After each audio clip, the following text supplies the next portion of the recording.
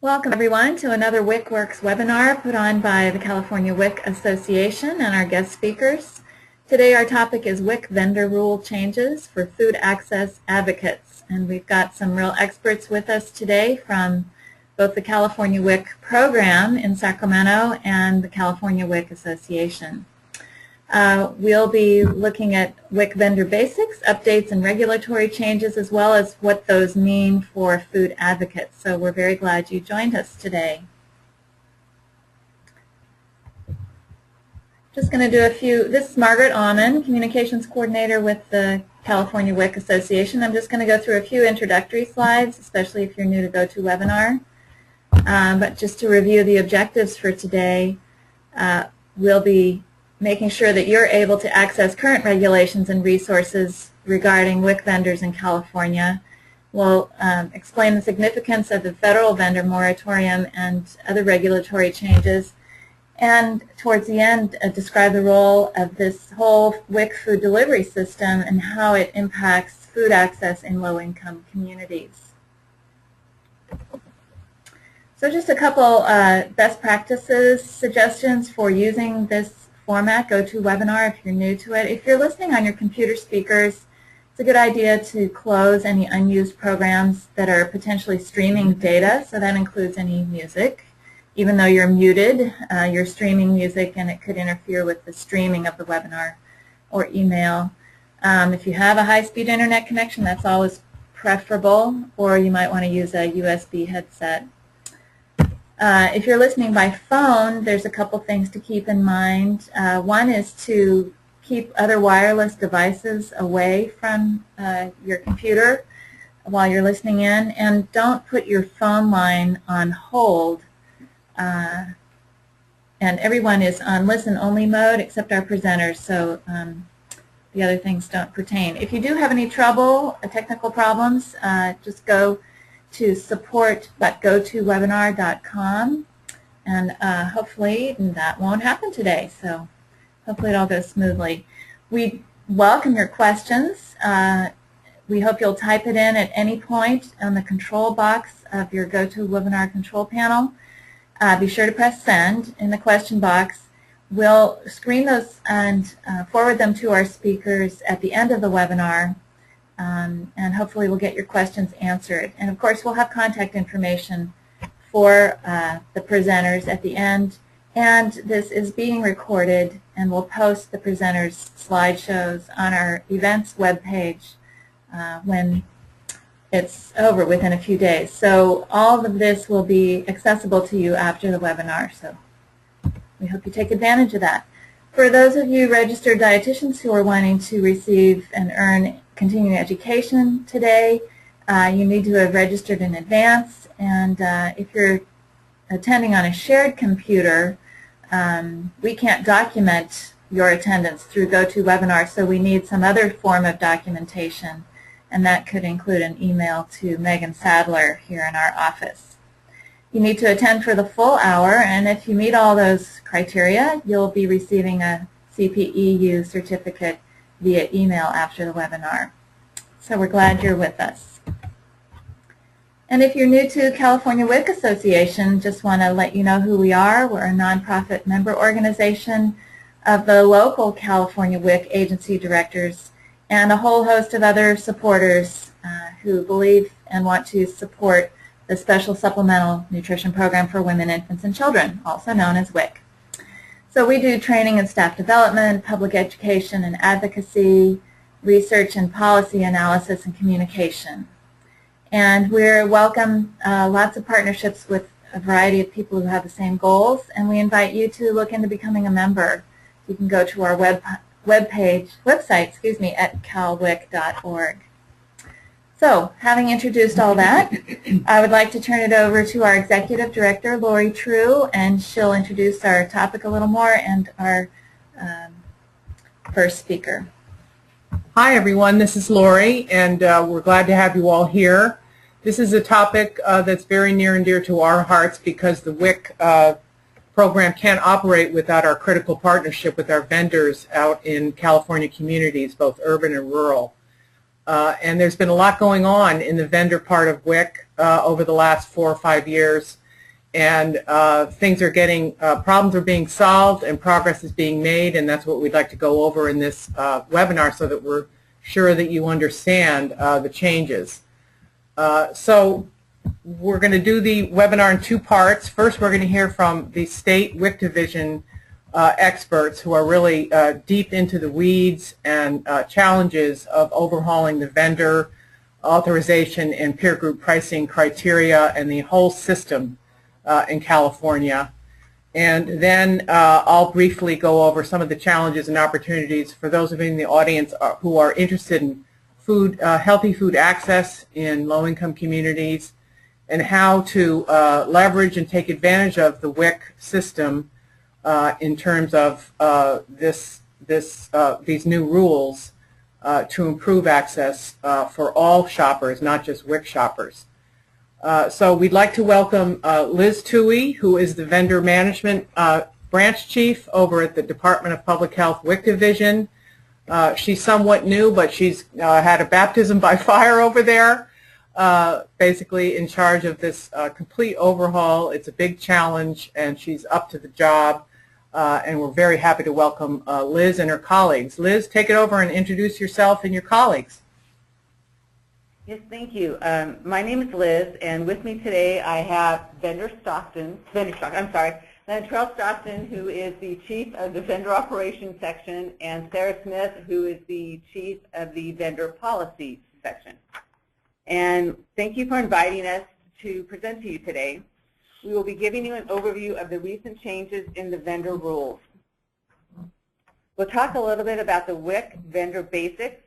I'll give you an update on the vendor moratorium, specifically the partial lifting of the vendor moratorium, and then we'll talk a little bit about the two regulatory packages that have been implemented in the past 9 months. The one on the new vendor authorization criteria, and then the package that redefines the vendor peer groups and establishes the new vendor reimbursement rates. And then I'll also tell you how to get updates, and then we'll give you a chance to ask some questions at the end.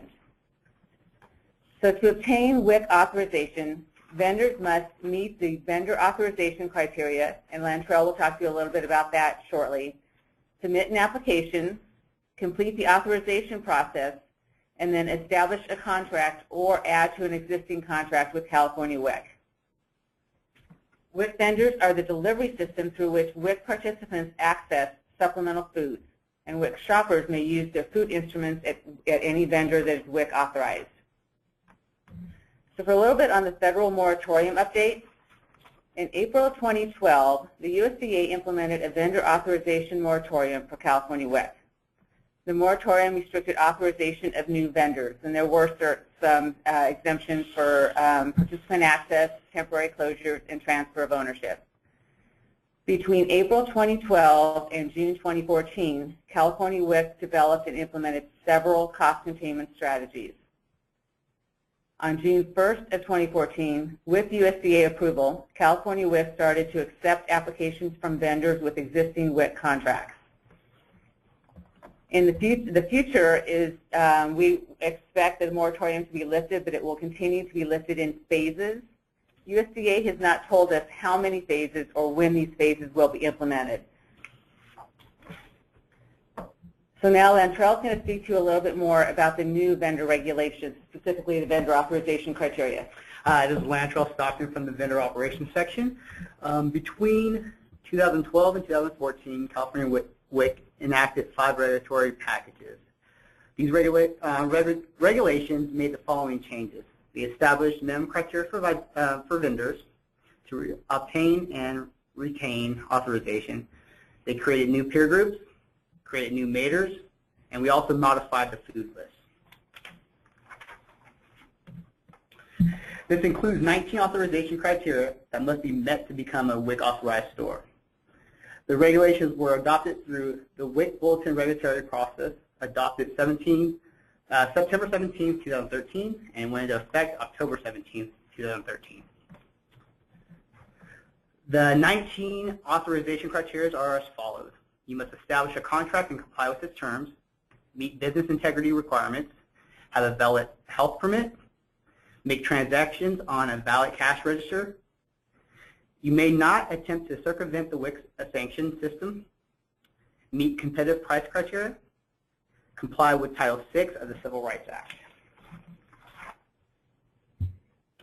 You may only offer certain types of incentive items, purchase infant formula from approved sources, maintain adequate inventory records, meet minimum stocking requirements. You must have the ability to access the internet and receive email. And you may not have a conflict of interest with the California WIC or local agency. You may not use the WIC logo or acronym in an unapproved manner. You must be open 6 days a week, 8 hours a day, and at least 4 of those hours must be between the core hours of 9 a.m. and 5 p.m. You must not be disqualified from SNAP or CalFresh. You must be SNAP or CalFresh authorized, attend regular vendor trainings, and have all your prices in your stores visibly posted. So this is Sarah Smith. I'm the Chief of the Vendor Policy and Regulations section. I'm going to be talking a lot about the new vendor peer group and reimbursement rate regulations. These regulations were adopted on April 4th, 2014, and they became effective on June 1st, 2014. In the regulations, we established a definition of a full-line grocery store for the purposes of classifying vendors into peer groups. And each of the peer groups have different reimbursement levels. The new vendor peer groups are discussed on this slide. The regulations created 3 peer group categories, and within Category B, there's 4 registered subgroups. Peer group Category A was established for above 50% vendors. These are the stores that receive more than 50% of their food sales revenue from California WIC.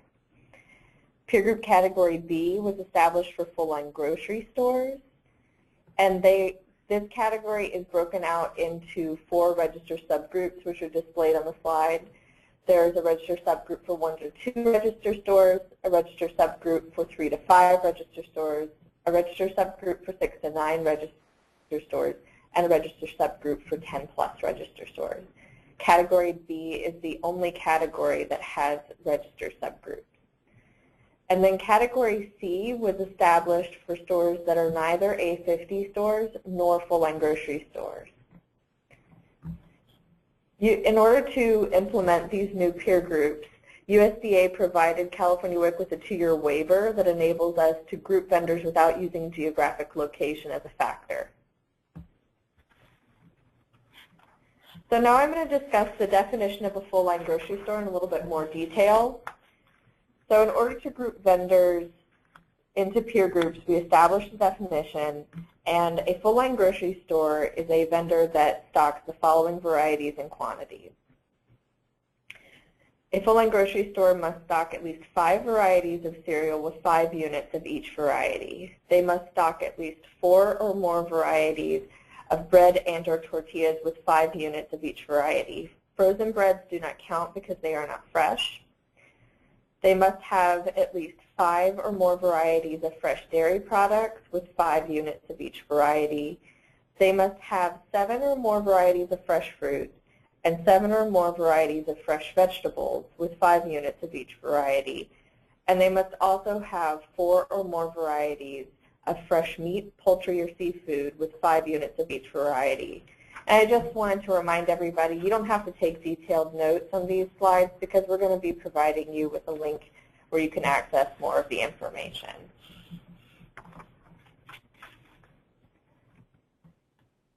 So now I'm going to discuss in a little bit more detail the maximum allowable department reimbursement rates, which are also known as the MATR rates. The MATR rates are the highest amount that California WIC will reimburse a vendor for accepting a WIC food instrument. Each peer group category and registered subgroup within Category B will receive different reimbursement levels. So Category A vendors receive a different reimbursement rate from Category B and C vendors, and then the registered groups within Category B receive a different reimbursement rate from each other. The new rate schedule became effective on June 1st, 2014. And previously, these rates were updated every 2 weeks, but since the adoption and implementation of the new reimbursement rate regulations, they will be updated every 4 weeks. The rates are posted to the Vendor WIC Information Exchange, which is a web page that vendors can access. The rates are posted in there on a Sunday, and then they go into effect the following Friday. The slide that you're currently looking at is a schedule of how the MATRs are changed each month. So if you go to the month of July, if you see the green box on July 20th, which is a Sunday, that's the date the next MATR rates will be posted in VWIC for the vendors to view. And then the pale blue box on the 25th is the following Friday when those MATR rates that were posted on the 20th will go into effect.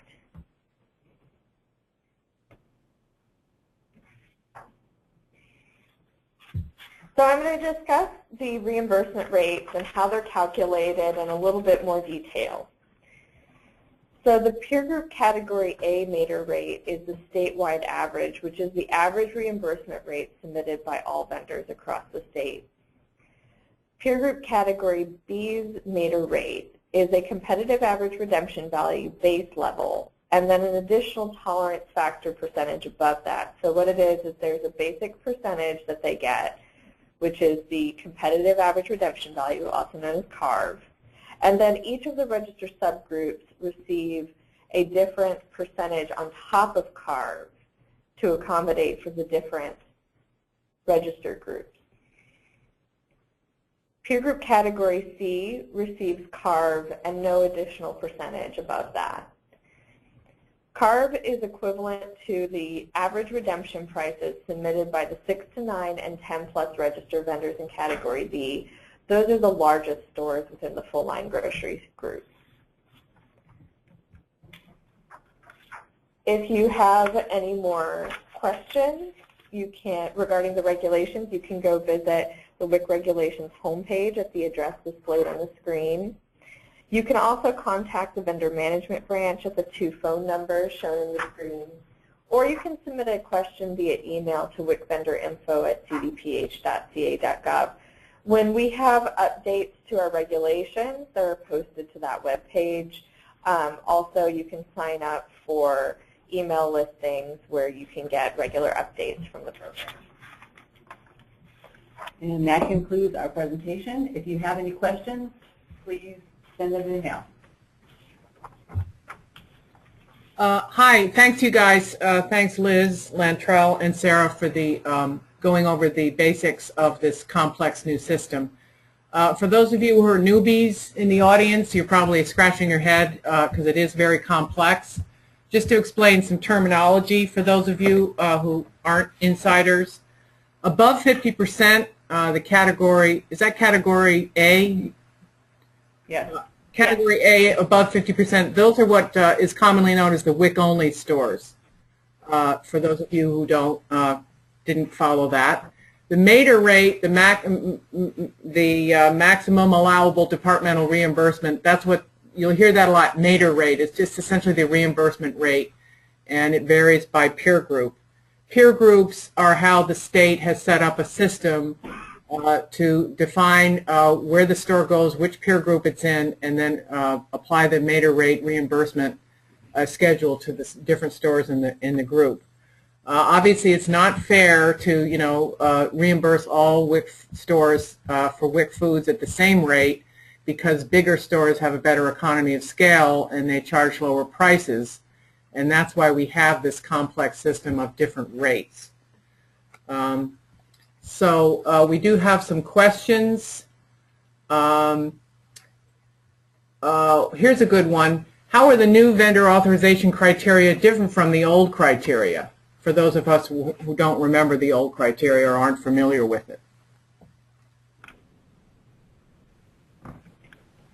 Hi, this is Sarah Smith from the Vendor Policy and Regulations Unit. The old criteria was not adopted into state regs. There were some minimal authorization criteria that existed, but this is a much more thorough, more enforceable selection of criteria, and it also conforms to federal regulations as well. So one of the, for example, here's one of the changes. We added managers, both corporate managers and store managers, to the list of individuals that need to display business integrity. So they're individuals who will also have to go through our business integrity check before we would authorize a store. Good example. And just because I'm allowed to editorialize a little bit, you guys have to be very careful.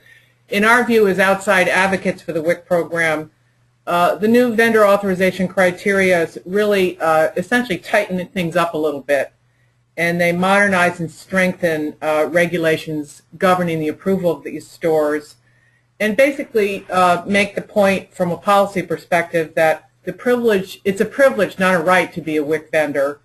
And only stores who comply with basic business functions such as cleanliness and honesty, having a business integrity, not being a crook, and being able to keep your records, have transparency of transactions, pricing, adequate stocking and inventory, and be able to use the computer and the phone.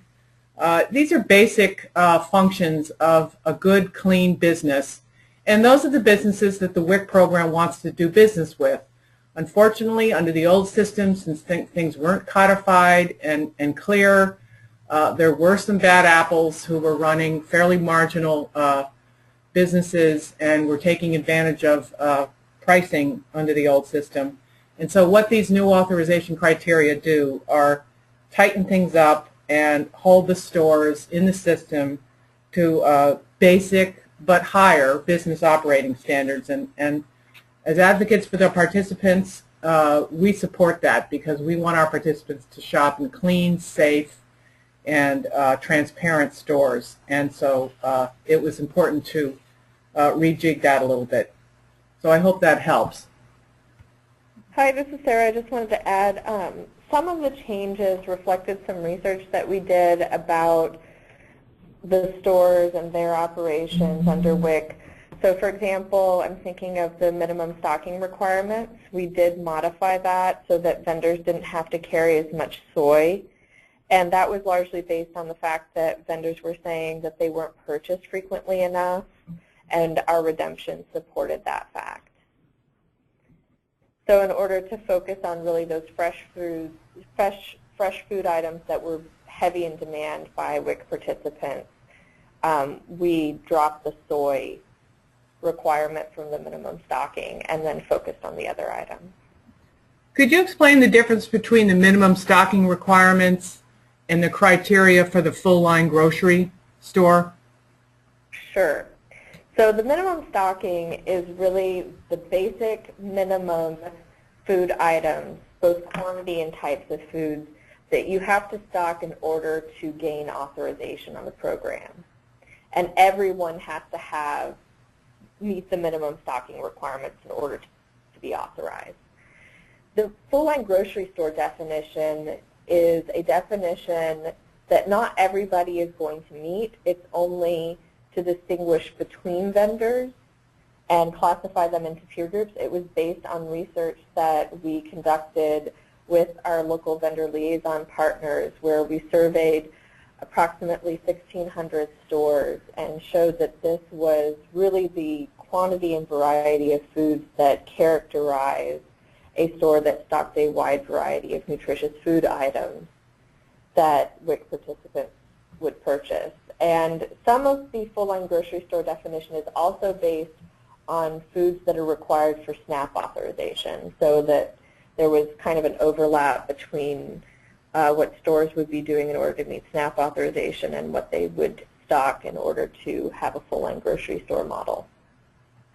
Great. That's so helpful, Sarah.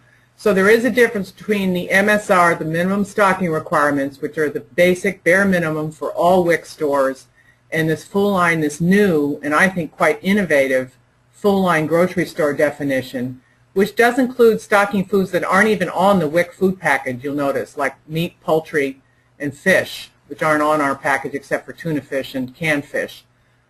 So it essentially sets up a new definition, which I think is very innovative.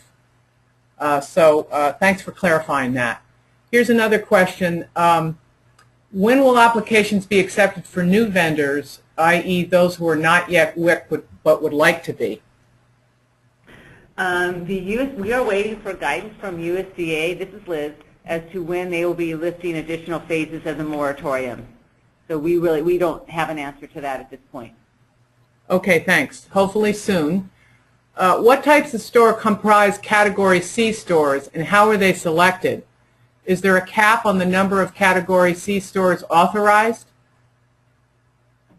So this is Sarah Smith again, and Category C stores are stores that are neither A50s nor are they full-line grocers. We're allowing them to continue to participate in the program. I mean, we want our participants to have access to as many vendors as they can who meet the authorization criteria. There is no cap on the number of stores that we can authorize in Category C. That's just the group into which those stores will be assigned. The catch-all other. Yeah. So this is Lori editorializing again. This was another, in my view, very clever innovation that California came up with to deal with small stores who are not WIC-only stores, who cater to a very specific population, i.e. WIC shoppers, and they're not full-line grocery stores or supermarkets necessarily. And it balances the need to provide access to the WIC program among business operators who want to be part of the WIC program. There is no numeric cap on participation in the WIC program.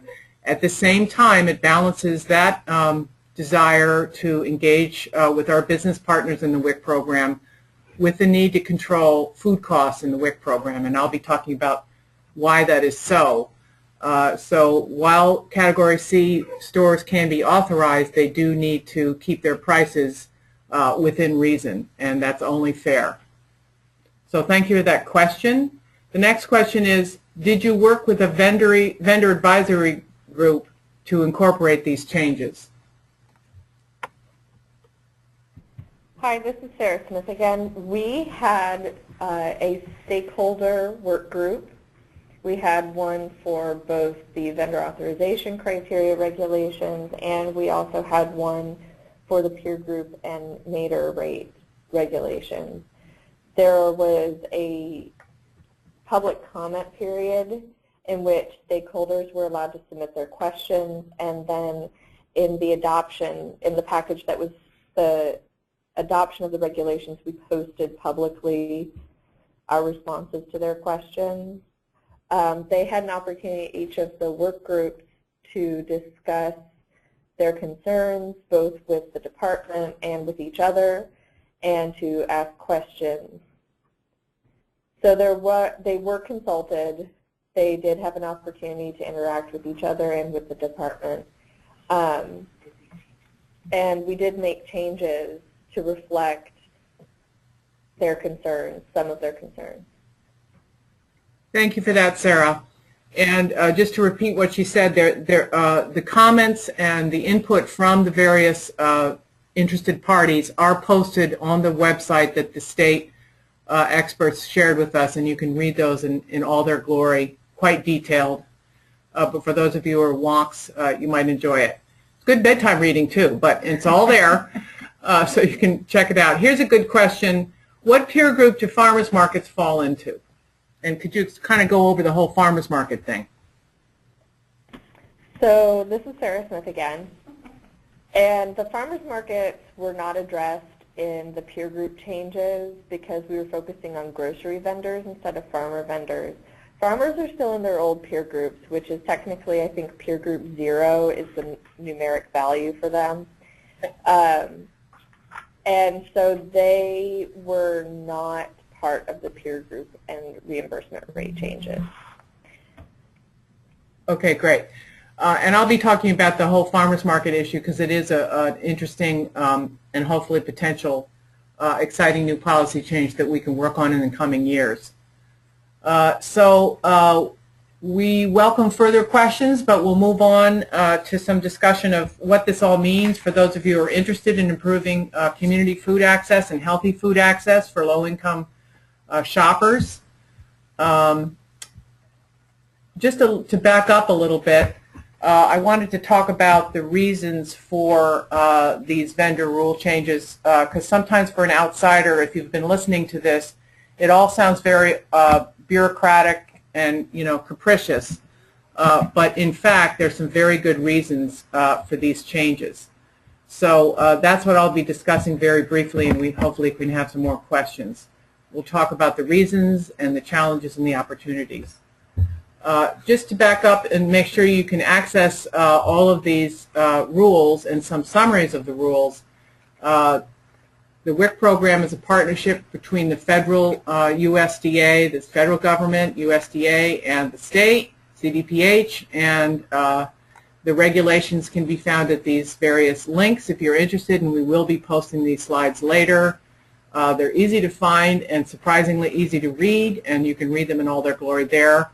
For those of you who don't want to do that, we've provided an easier to understand in plain English summary, which is on our web page, calwic.org, look under state policy. And we've summarized both the vendor authorization criteria package and the peer group pricing, and giving you some links to the background information about the reasons for the moratorium and that kind of thing. But just to back up and give you guys some reasons for the changes, for those of you who are new to this, just a reminder that WIC is not like CalFresh or SNAP. It's not an entitlement, and we get a yearly appropriation. And so it's always been important in the 40-year history of the program to maintain our food costs and make sure that that we can live within our yearly grants. So food costs are carefully monitored in the WIC program on a daily basis, and it's very important to maintain our fiscal integrity, not only because it's taxpayer dollars, but because if we have a program fiscal integrity problem, it damages our very stellar reputation in Congress, and that could damage our entire future as a program. So there's always been a great effort to make sure that WIC is running a very cost-effective and tight program. And there have been crises in the past with food costs because it's a dynamic system that's hard to manage, and there's lots of unintended consequences that come up, and there's a need for periodic adjustments to WIC food costs. In late 2011, one of these crises started to bubble up. It wasn't the first time. And we saw a sharp rise in our food costs here in California. By mid-2012, it was clear that the problems were being created by a small but growing group of smaller stores, the 1 to 4 register stores, who were taking advantage of loopholes in the old rules and driving up their reimbursement rates, and the costs to the program became very evident and were noticed not only here in California but in Congress. So the federal USDA did impose a moratorium that has been in effect since April 2012.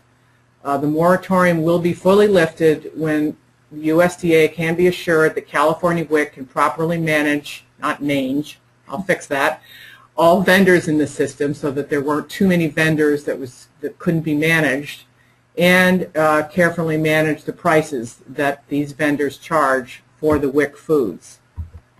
So the moratorium, is a challenge. It has been in place for quite a long time.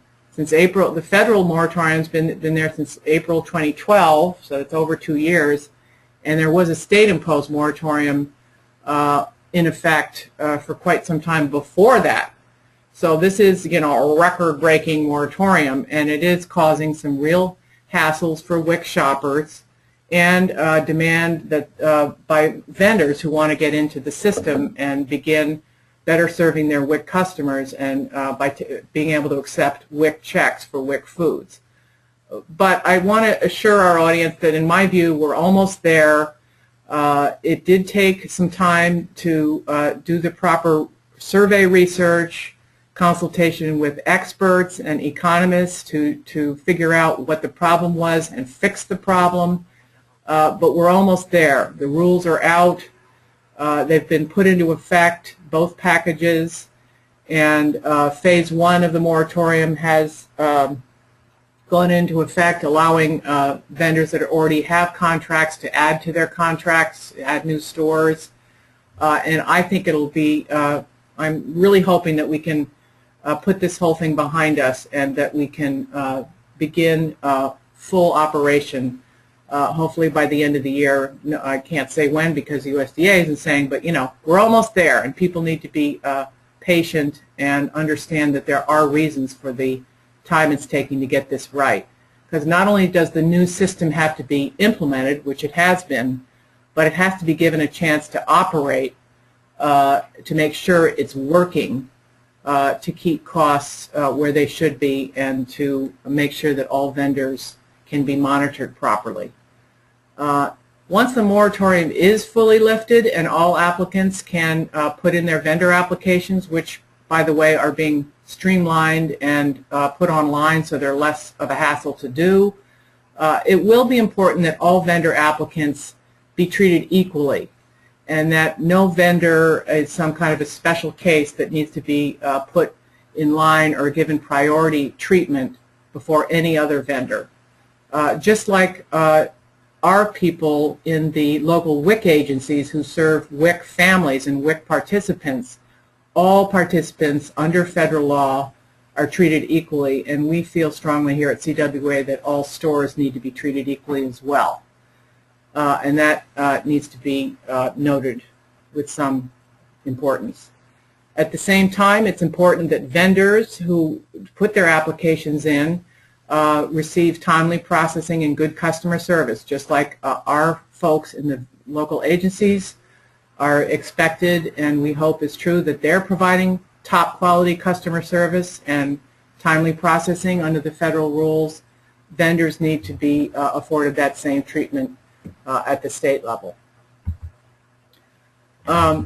There is a challenge that I think there's been some misunderstanding about, that I've heard this over the past few years, that the vendor moratorium is causing food deserts. And I would say that that is probably a little bit of an exaggeration. I just want to remind our listeners that there are exemptions to the moratorium and to vendor applications and authorizations where participant access is defined as inadequate. And adequate is carefully defined in the federal rules, which have now been codified in the state rules, as you can see in this slide. Adequate if another authorized WIC vendor is in the same geographic area and there's no geographic barrier that prevents participants from shopping, like a river or a train track or a freeway. And the same geographic area is defined differently for rural and urban parts of the state. In rural areas, if a store is within the same geographic area, it's within 5-mile radius of either the vendor or the WIC site. In urban areas, it's within a 2-mile radius of the vendor or the WIC site closest to the vendor. So, you know, that sounds a little mind-boggling, but I think it's been carefully thought up and carefully thought out. Obviously, there are serious problems in very small towns in California where there's only one grocery store in town. And if that grocery store is not a WIC authorized vendor, shoppers have to drive to the Walmart, you know, 25, 50 miles away. But in my experience and having talked to our experts on this webinar, there will be a case-by-case consideration of these complex issues where participant access is threatened. And it is not true that there's just an open and shut, black and white thinking going on here. Every effort is made to engage vendors so that WIC shoppers have somewhere to go in both food deserts in urban areas and, more critically in my view, in remote rural areas where there's only one store in the town. A wonderful opportunity that I wanted to point out to folks is the fact that under the new food rules, which came out in 2009, we have a fabulous new WIC check, the fruit and vegetable check. In common parlance, we call it the CVV, the cash value voucher. And it's worth $8 or $10 for any kind of fresh fruit and vegetable, with very few exceptions, namely white potatoes. And the good news about it is that it's a lot bigger, it's year-round. Many of you might be familiar with the WIC Farmers Market Nutrition Program, a separate and much smaller program that essentially only operates for a month or so every summer and provides 1 or 2 checks to WIC families to bring to the farmers market and then goes away. The CVVs, on the other hand, are, if you're a mom and a child, a toddler, say, that's a $15 fruit and vegetable check that you're getting, $14, that you're getting every month, and you can use at farmers markets that are authorized. In the old rule, USDA determined that each farmer in the market had to be separately authorized as a vendor and fill out all the paperwork and be monitored and try to learn how to transact this CVV check, which is different than the WIC Farmers Market check. It was kind of a hassle. In fact, it was a huge, mind-boggling, run screaming from the room hassle. But still, despite that, farmers who cater to large groups of low-income shoppers, both CalFresh and WIC, were willing to go through it because they were really enjoying their partnership with the WIC program, and it was a good source of income to them. Under the new rule, there was input to USDA to please change that, and they did. So now states can authorize the markets, or essentially the market managers, to accept these CVVs, these cash value vouchers for fresh fruits and vegetables, and then use a token or some other system to allow the shoppers to go to the stall to shop for what they want. And the market manager can do the paperwork instead of each farmer. And that is going to make life a lot easier. California hasn't, gotten there to implement this new thing, but we really want to see this happen because we think it's going to make it's going to be a great new market for small farmers. They're going to be able to accept CVV checks all year round, and it will be a new source of healthy food access, an outlet that WIC shoppers can use and be part of a wonderful part of their community food system. So let's make this happen. We pledge to help the state make it happen. It's a great new opportunity for those of you who are interested in food access in low-income neighborhoods. Sarah talked a lot about the full-line grocery store. This is an innovation that the California program has taken on, with lots of study went into this. And we went over that it's not the same thing as the minimum stocking requirement, but it's really a good proxy for what is a full a grocery store that's really meeting the needs of a large group of shoppers. It's not a small convenience store. And so, in my view, once the state gets up and running and has this category that has to be checked by their own monitors and our own local vendor liaisons and meets the criteria for a full-line grocery store, there you have a definition of a store that where a shopper can get pretty much of anything for a decent lunch, breakfast, or dinner. And they also have to have the WIC foods, which include brown rice and low-fat milk and yogurt soon. And so it's just a great proxy, and it would be a great research tool or even advocacy tool to count up the number of full-line grocers in a certain neighborhood or in a whole county and make sure that they're well distributed and that they're part of the WIC and SNAP program. So just keep that in mind, all you folks who are doing these kinds of surveys. It's a great new proxy, a new metric you can use. Don't forget that all WIC vendors must be CalFresh or SNAP, food stamp, 3 names for one program, authorized. And we also think this is a good thing. We want WIC authorized stores to be good, healthy, clean, honest businesses where all shoppers can come and where a WIC family can not only use their WIC vouchers but also their SNAP EBT card. So it's a good, that's also a good thing that local advocates should take note of. So those are some things to keep in mind as you're looking at food security and food access, and be sure and check out the rules or the summary of the rules. And if you have any questions, feel free to contact the WIC state experts and also myself if you want to talk advocacy. We'd be happy to work with you. Let's see if we have any other questions. I'm sure we do here. Let's, oops. Oh, operation error here.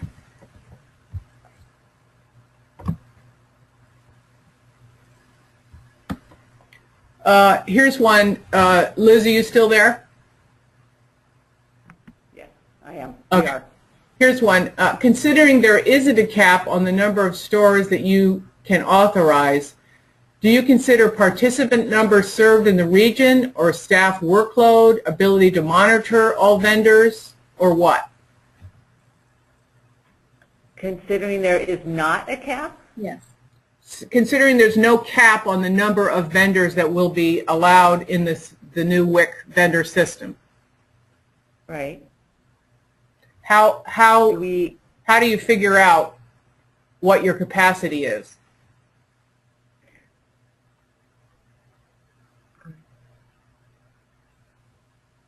Yes, it's largely based on WIC as a whole organization's ability to manage the vendor population, but we would seek adding additional staff before we would establish an internal cap. There's no internal cap. Right.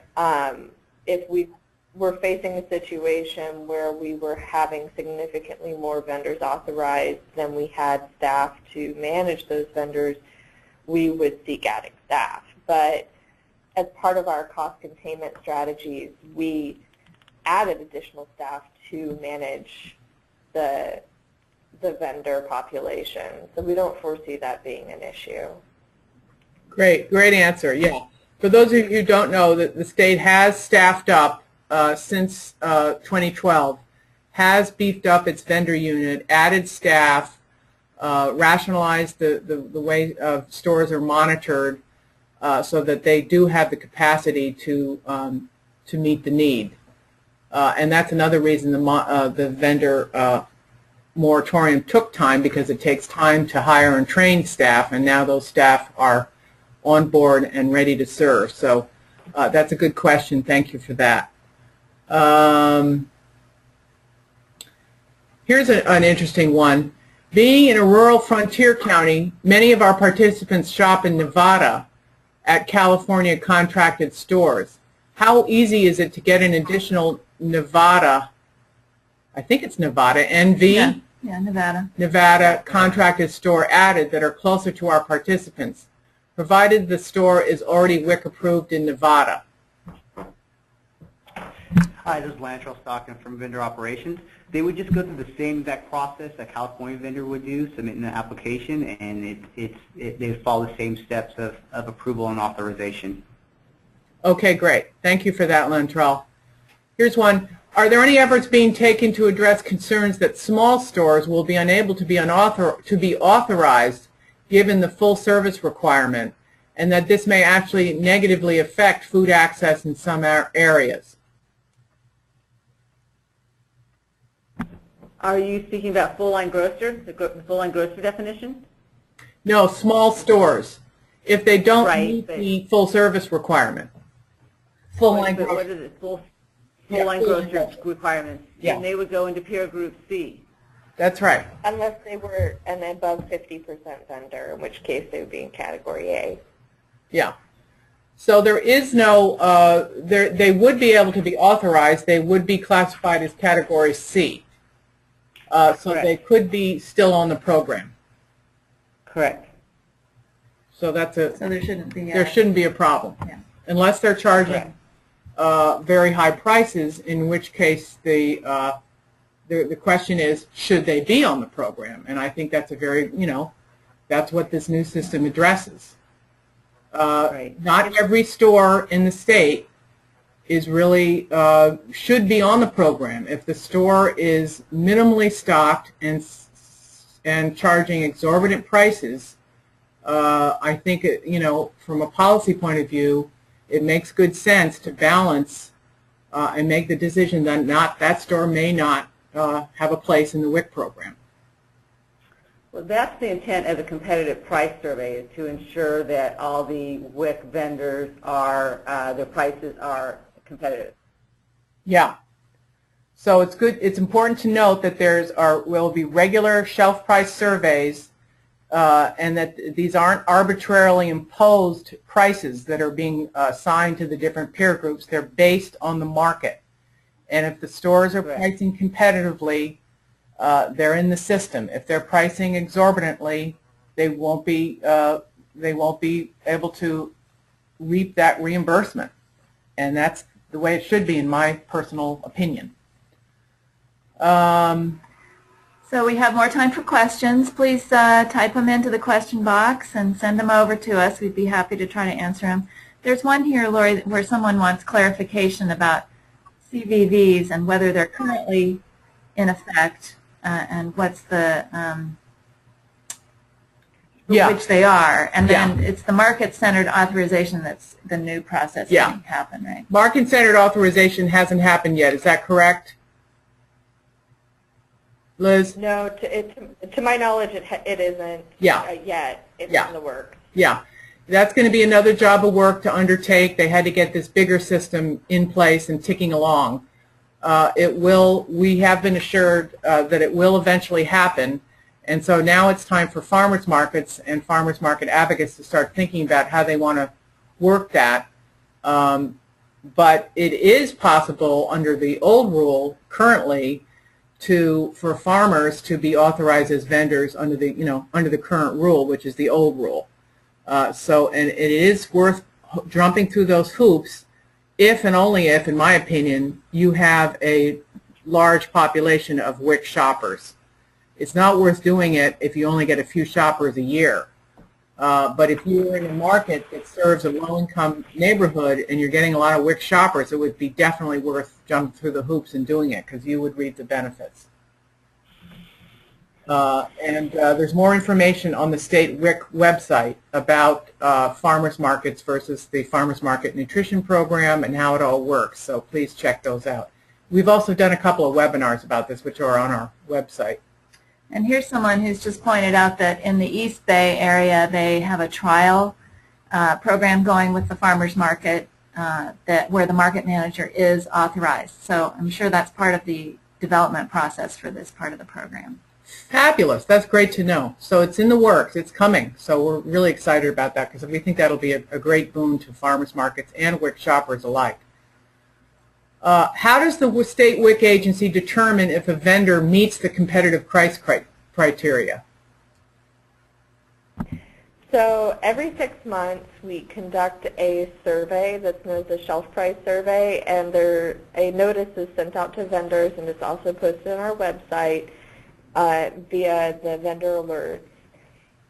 That notifies them of when the survey will open and for what period they should record their prices for certain items. It's a list of items that are in the minimum stocking requirements. And they have a period in which they can enter it into the shelf price survey, which is electronic. They go into a web portal, they log in, they enter the prices, and then they submit it to the department. And we collect all the prices, we organize them by peer group, and we use the competitive price threshold, which is 120% of your peer group's overall average market basket, which is when you take all of the prices for each of the vendors and you average them together. There is an average price, which is how much it would cost to purchase all of those goods for any given vendor in that peer group. If a vendor's market basket price, so the cost that it would take to purchase on average all of the goods in that vendor's market basket is 120% higher than, is basically 20% higher than that threshold, then they're non-competitive. So that sounds very complicated, but basically there's an online system. We collect prices through it. We use the data submitted to do a calculation, and it identifies the stores that don't comply with the competitive price criteria. It exceed 120%. Right. Yeah. And then they get a notice if they're not if they don't participate at all, they'll get a notice telling them they didn't participate and they are going to be terminated if they don't participate. And then if they are identified as non-competitive, they get a notice saying, we've identified that you submitted prices, here was the competitive threshold for your peer group, here's how much you are over. You must lower your prices below this threshold in order to be competitive. If we have staff that go out to that store and observe that those prices haven't changed to a competitive threshold, then they are determined to be non-competitive twice in a 24-month period, which means that they'll be disqualified for 1 year. They'll be disqualified for 1 year. So those of you sort of lay listeners, I think that the take-home message here is that the state WIC division is taking a lot of pains to make sure that their price setting is fair and it's based on competitive prices in the market, based on shelf prices. And so these are not arbitrary price setting, and that it's iterative, i.e. it changes with the market. If the price of milk goes up, which is going up, the prices go up and the reimbursement rates go up. If they go down, the prices go back down.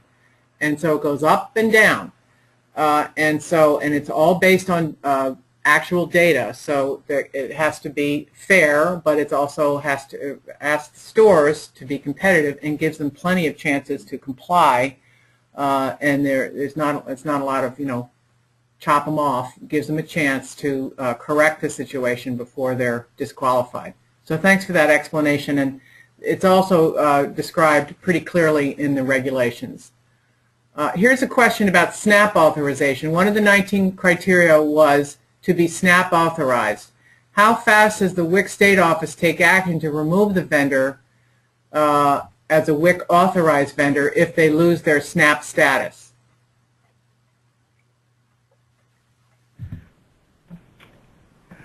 If we do find out they're not SNAP authorized, there's not an exact time frame that we will comply with taking them off program. We'll take steps to move forward with their disqualification on that. We also, once we identify that a store isn't SNAP authorized, we run a participant access determination, so we look to see if the store, if its termination would impact participant access, and SNAP authorization is one of the authorization criteria where being a participant access location does exempt you from the requirement.